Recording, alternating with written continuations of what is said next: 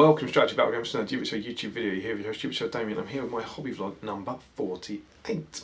I haven't done one of these in a few weeks, but I have actually been doing an awful lot of hobbying, to be honest. I've been doing quite a few different bits, but I haven't been able to put one of these up because I haven't made enough progress on anything to show off. And basically, I've started working kind of madly on about 5 different things all at the same time. So at the moment, to give you some idea, I have Dane mounted half done, some Iron Hills Warriors half done, some Lake-town Militia half done, 2 Ogres half done, a Gundabad Command half done, and a bunch of Dale bases, and they're all on the go at the same time. So I haven't really kind of felt anything was worth showing off, but I'm fixing that now. I'm going to focus in on a couple of bits, and the reason for this is all stuff that at some point I've been debating bringing to the GT, which at the time of record is in 2 weeks' time. I'm recording this on the Friday, and I'm never going to get everything I need painted, but I'm going to start prioritising. So you haven't seen anything of my ogres, even though they're coming along well enough. Actually, the first you might see of an ogre, of one of my ogres, might be in a bat rep before you even see him painted, but we'll see. But I'm actually filming a little video like the Alfred unboxing for the ogres, so I'm doing a kind of unboxing, painting, rules discussion, all in one video for the ogres. So that will come along a bit later with a detailed little how I painted those. And everything else is kind of half done. So I'm going to focus in on a few things this weekend. As I said, I'm recording this on the Friday. I'm hoping to have a fairly productive bit of hobbying time over Saturday and Sunday. And assuming that I do, I might well finish this hobby vlog with completing the 2 things I'm about to show you now. So I'm going to show you my Gundabad Command models and my Dale bases. Okay, so we'll start with the distinctly less exciting part of it, which are these guys. These are my Dale bases. So these are basically the bases for all my Lake-town guys. These are my kind of next army projects. All my Lake-town militia are going on these. I'm also going to be rebasing all of my existing Lake-town models, which are some Lake-town guards, some of the heroes to go on these, and eventually whenever I get around to my Dale contingent, I'll be putting them on here. So I'll show you a few of these. They are, of course, these ones are the Broken White City bases from Generation Shift. See a few of them in here. So you get a kind of mixture of some kind of broken cobblestone and then patches of mud. So I've been doing these the reason these have got started alongside everything else is I've been doing these actually downstairs in the lounge while watching TV, because it's not particularly detailed work as of yet. So the colour scheme on these so far has been to base coat everything with scorched brown, then to give everything a really heavy dry brush with Steel Legion drab, and then they've all been washed in Agrax Earthshade, and that's where they are at the moment. So I'm now going to be doing a few quick highlights on them essentially. So it'll probably still take a while. It's probably going to be about a day's worth of work or something, whatever that is, 4 hours, 5 hours. But I'm going to give them a couple of dry brush coats, probably in the same style as my Alfred model, which is this chap here. It'll come out looking like that, hopefully. And that is Bestial Brown followed by Ishabti Bone. And that's also the same as my my standard old bases, which are these guys. That's how that's done. Bestial Brown followed by Shabty Bone on the stonework, and I think that makes a really nice kind of colour for the ground, for the dirt.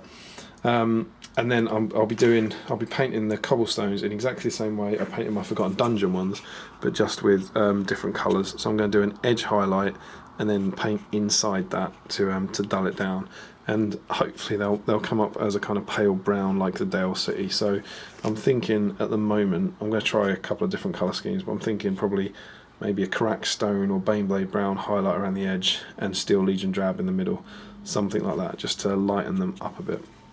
The benefit of these over the Forgotten Dungeon ones is that they don't have the vines and they don't have the chains and spikes, so there's a couple of things there that I don't have to worry about doing.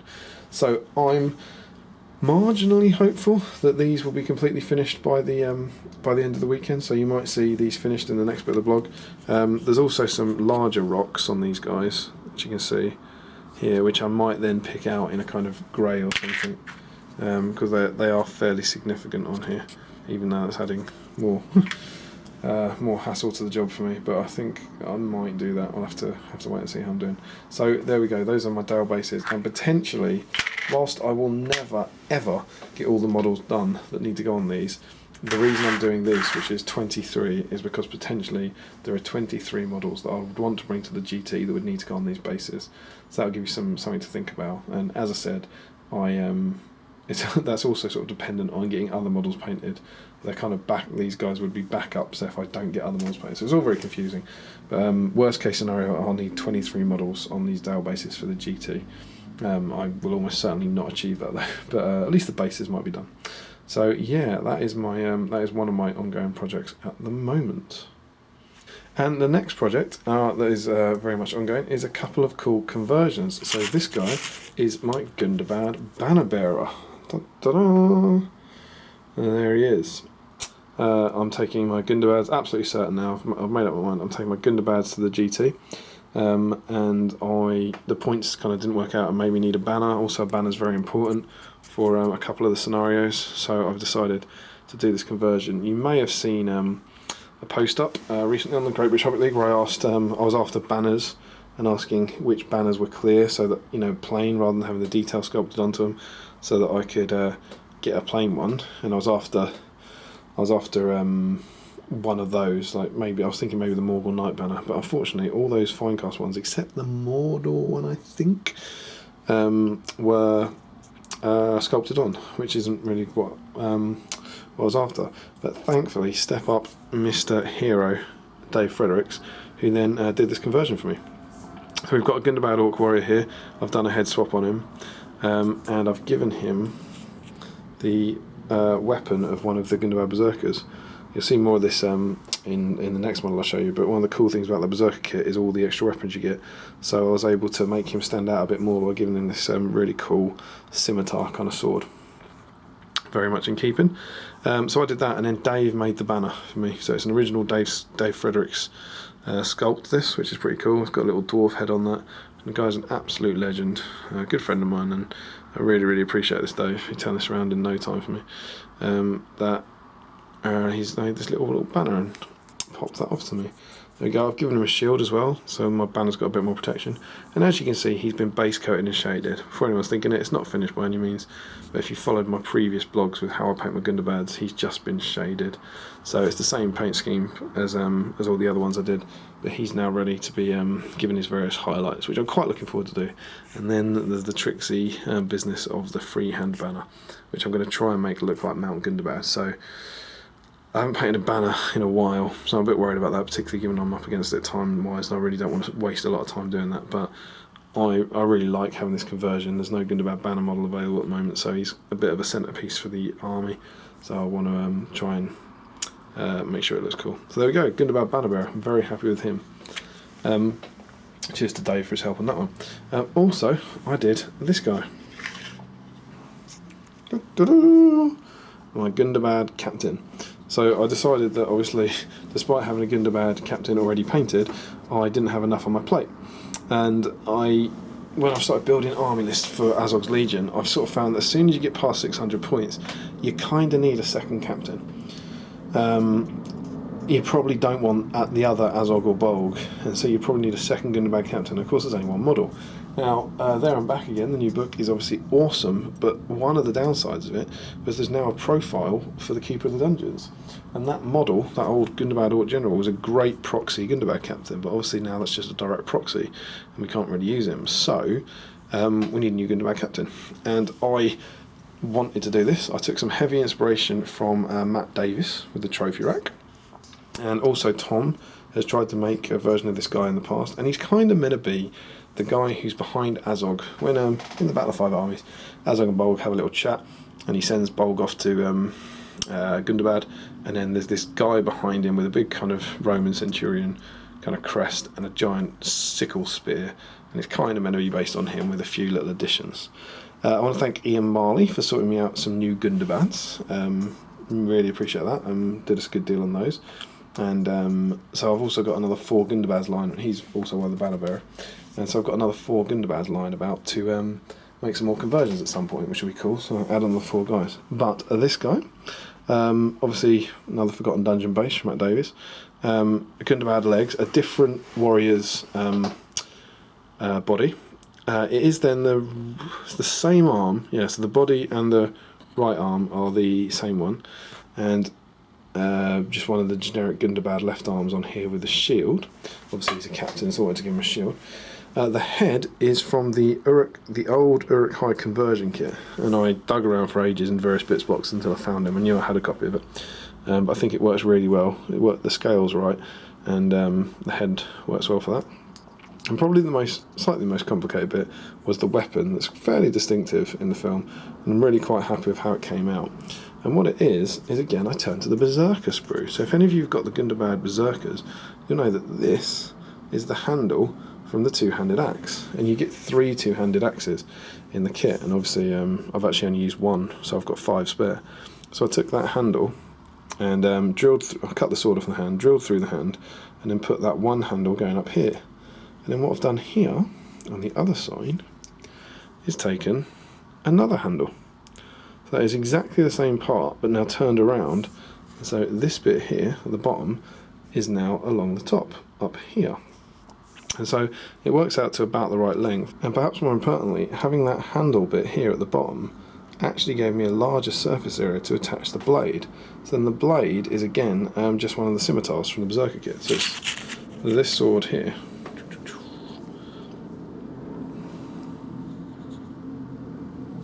Oh, you're not playing it? There you go. It's that sword there, which just cut off just above that guy's hand and glued onto the end of the spear shaft. And I was actually really happy with how that came out. It's made a it looks good, it's lined up nicely.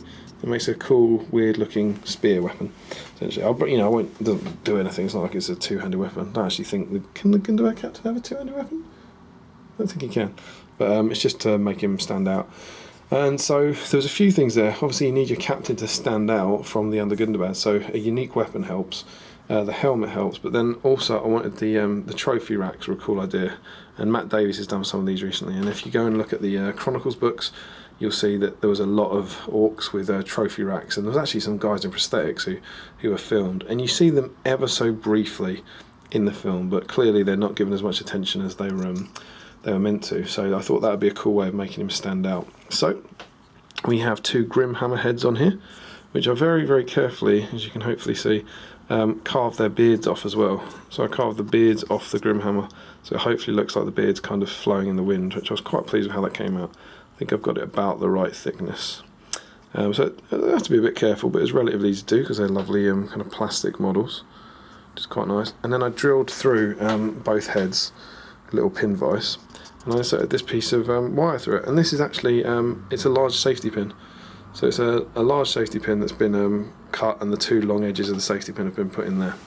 And I wanted to give it some form of kind of structure as if it was part of a different backpack sort of thing. And so I ended up using this, which of course is the axe blade, the two-handed axe blade from these two-handed axes.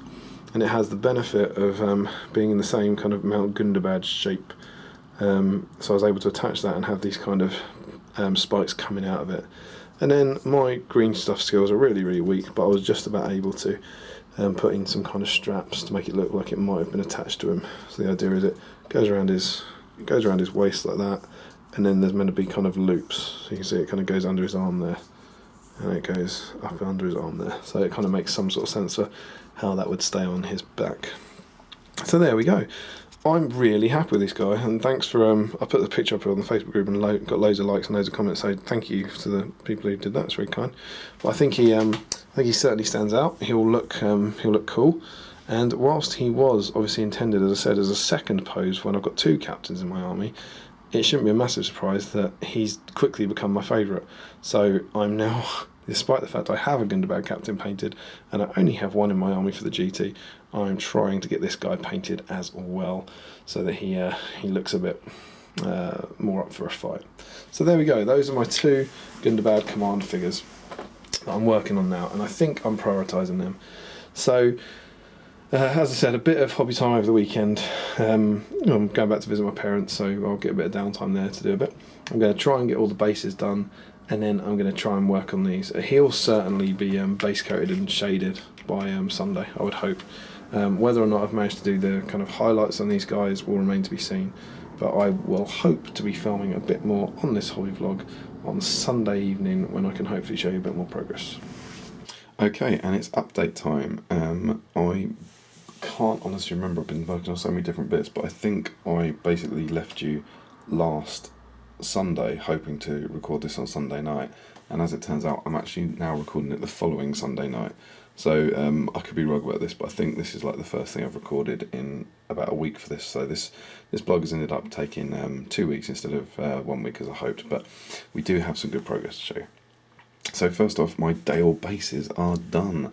Here they are. They're still attached to the milk bottle tops at the moment because they're going to have models painted, but here is the finished effect I've gone for that I am really happy with. Not sure quite how well the colour has shown up. I think that looks pretty good. Show you a few of the different builds. These are, of course, Matt Davis of Generation Shift fame's Broken White City bases. And I've painted them up to be my Dale bases for my various Lake-town models. They're all going to be on these guys. See them there. One that's all stone. Pretty cool. I'm pretty pleased with how these came up. Now they did actually take me quite a while to figure out the colour scheme for the stone slabs. I kind of went back and forth a lot of times with a lot of different colours and different options to try and get the look I wanted, but excuse me. In the end, I think I've come up with something that's pretty fitting for Dale bases. And the way I did it, I think I told you some of this already, but I base coated the whole in Rhinox hide. I then dry brushed the whole thing in Steel Legion drab, and then I washed the whole thing in Agrax Earthshade. Then I dry brushed the whole thing again. This was mainly to do the kind of sand areas here, but it also gave the this was the whole base. Everything so far was the whole base, but this was to give the to finish the sand area. I then dry brushed everything Steel Legion drab, and then dry brushed everything Baneblade brown, and that is the finished effect on the stone, on the rock or the mud or whatever that is, the sandy bits. It's basically over the wash. It's Steel Legion drab followed by Baneblade brown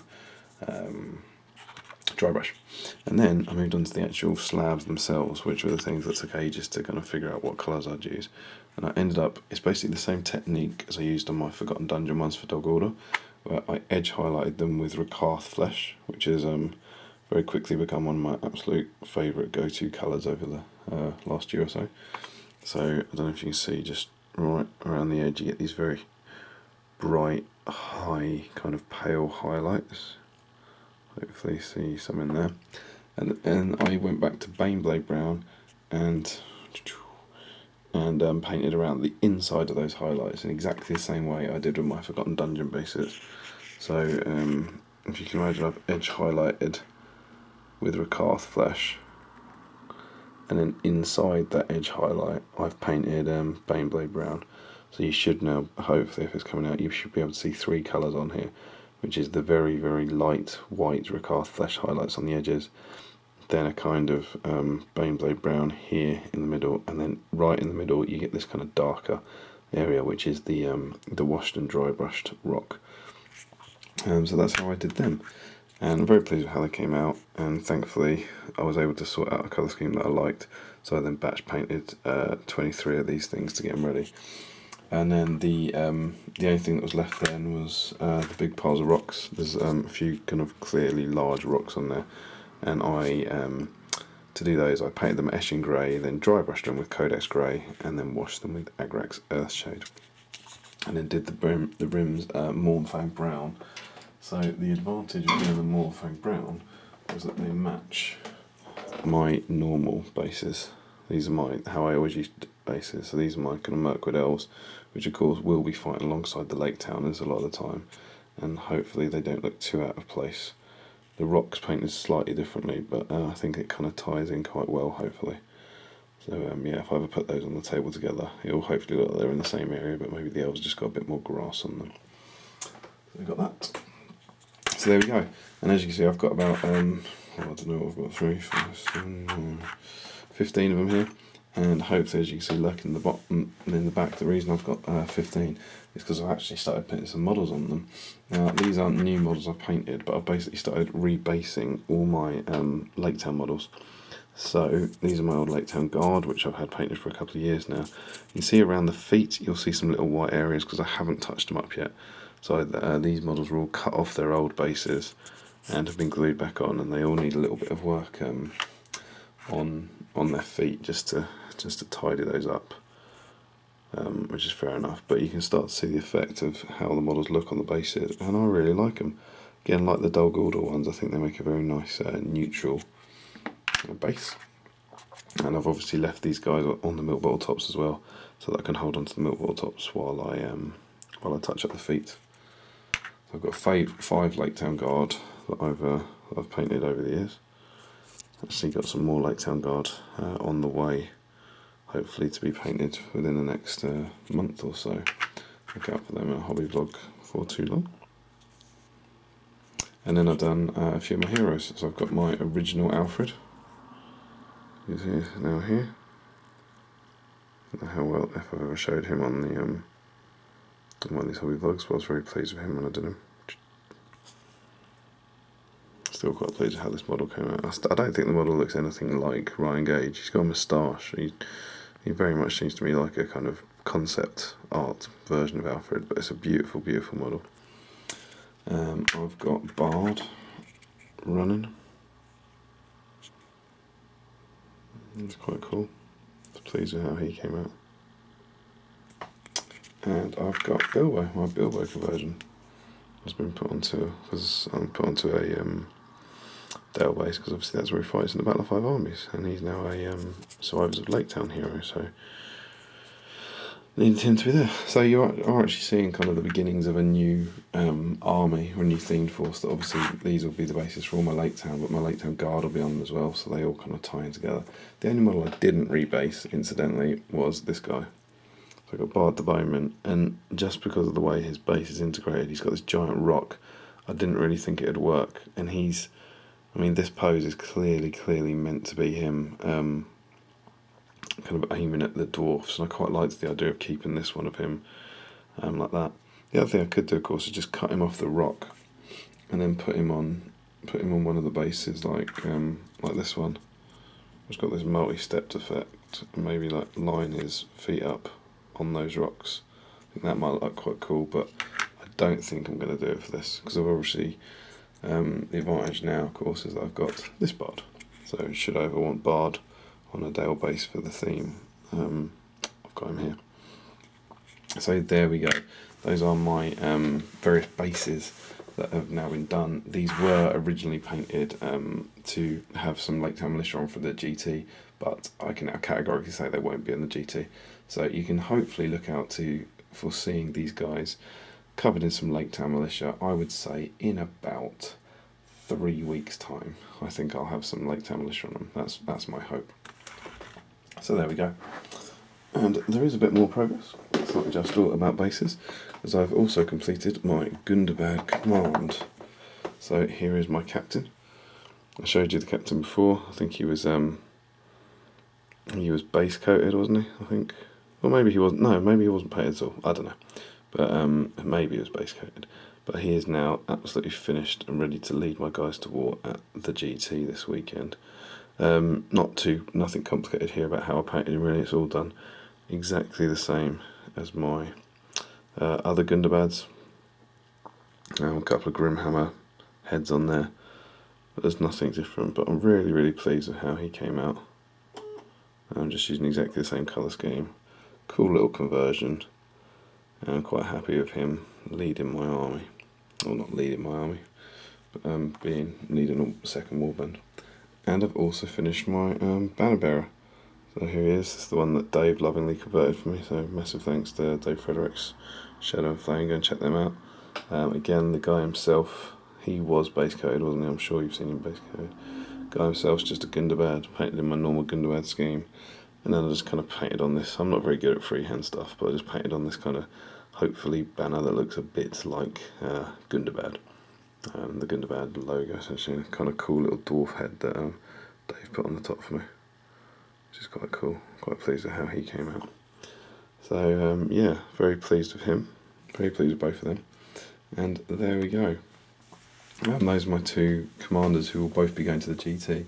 as will my 2 ogres who are on the way. It's currently Sunday. I'm going to the GT on Friday, and the ogres are, I don't know, they're on their way, but they're not by any means finished, and I feel very much up against it to get those done. But fingers crossed, if I have a productive few evenings work this week, I'll be able to get those guys done in time for the GT, because if I don't, I really don't have a backup plan.